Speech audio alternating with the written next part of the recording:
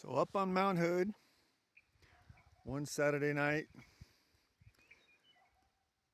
with some portobellos involved, mind you.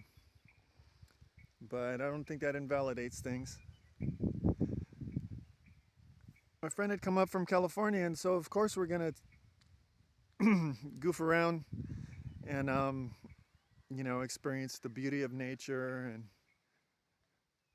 just enjoy and connect in that special state. But I said, suddenly, when it started coming on, I said, hey, I got some business to take care of. Just give me a minute. And I lay down in the tent, closed my eyes, and quickly the whole body was in absolute maximum pain possible, every cell of the body, equally, equally. So it's like a whole bunch of pressure, just massive pressure. And I just relaxed into it. I'd always had, or for many years, I had already had this idea that maybe at the end of history we'll have to luge it. Things will just get really intense, and you just have to relax your body and just be like tightly under control, but relaxed. Not flinch, not flick a finger, because you could just go spinning. The luge in the Olympics, the Winter Olympics. So I did that, relaxed into it, and pretty soon it passed, and I was suddenly in the presence of, like, God knows, thousands, I couldn't tell. There was no visuals, there were no audio, but I was psychically connected to a race of other beings. They were definitely sentient. They had a higher frequency than us. I figured that's because they were smaller. It was like higher, like soprano,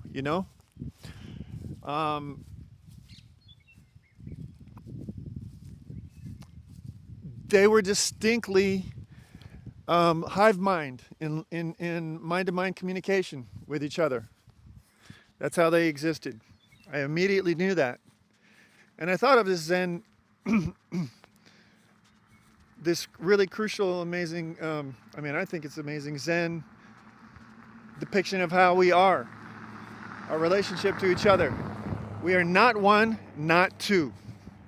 And few people realize that we're not two. Everybody thinks that we're separate.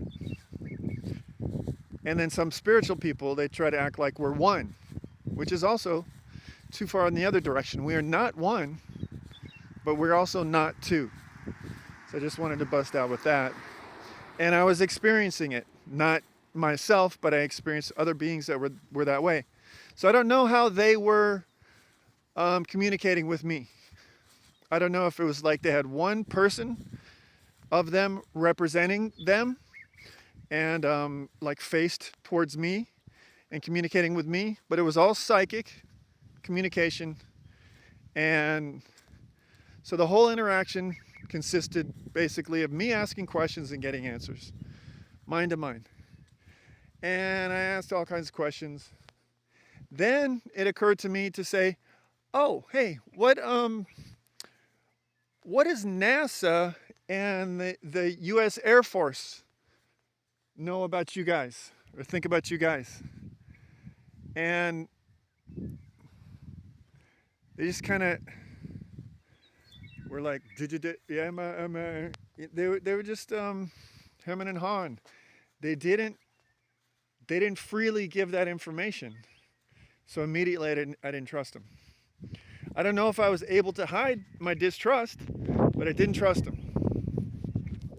So I continued on, and then the very last question was very interesting. Hello. Howdy. The very last question was very interesting. It was, I asked them, so what about the saints in history? I didn't ask about Jesus or Buddha. I said, what about St. Francis of Assisi, Meister Eckhart, Dogen Zenji, Rumi? What about, these high beings, high human beings throughout history? Did they know you guys? And they said, they didn't say anything. They went into my memory banks, into my visual memories, and they pulled up two. One was me in a park in Los Angeles, and one was me in Bangkok, Thailand. And it was really, this second image was really interesting because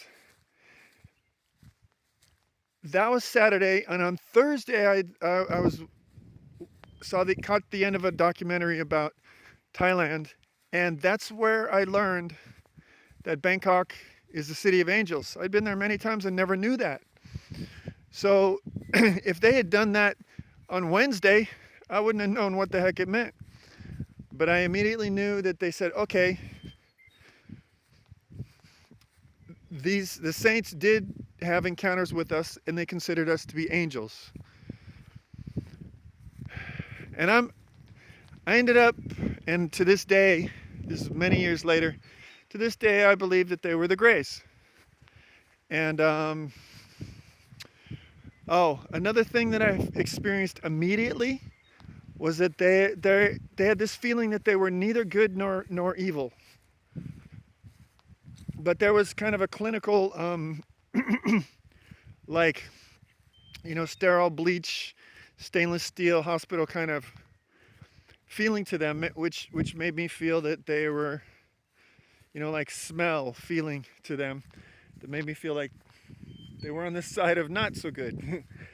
But they felt this kind of sterile, clinical, neutral. It's very interesting.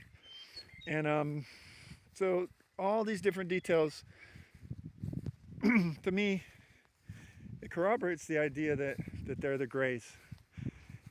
So I believe that I did hang out with them. And since then, just for information's sake, I've heard that they're like gone, or they're in the process of not being here, not being interested in us anymore, or their mission here is kind of completed. And I don't know, that kind of feels kind of right on a gut level. I don't know, just throwing that out there. But this happened to me, and I'm completely sure it's real. And the other thing that it actually did happen, and it actually, my feelings and my memory and my thoughts of the situation are all like accurate, relevant.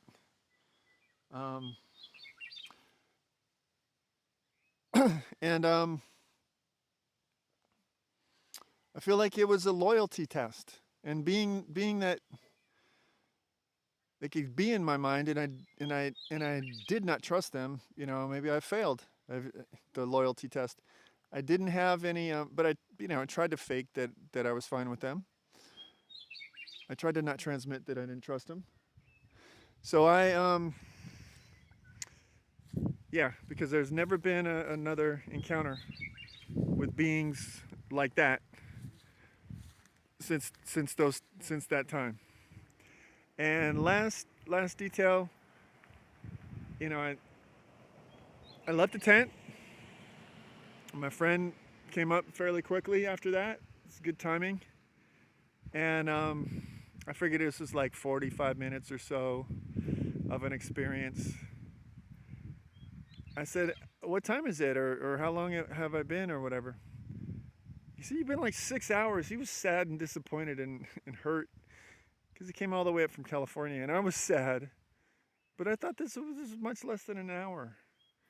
So time was dilated. Oh, and yes, I had the same absolute pain equally in every cell of my body on the way out as well. So it's like I went through a tube to reach this other sort of dimension. And one more detail is that the Cascades, Mount Hood, where I was on, fairly high, but not like super near the peak or anything. Mount Hood, Mount Shasta, Mount Rainier, Mount St. Helens, Mount Adams, Mount Jefferson.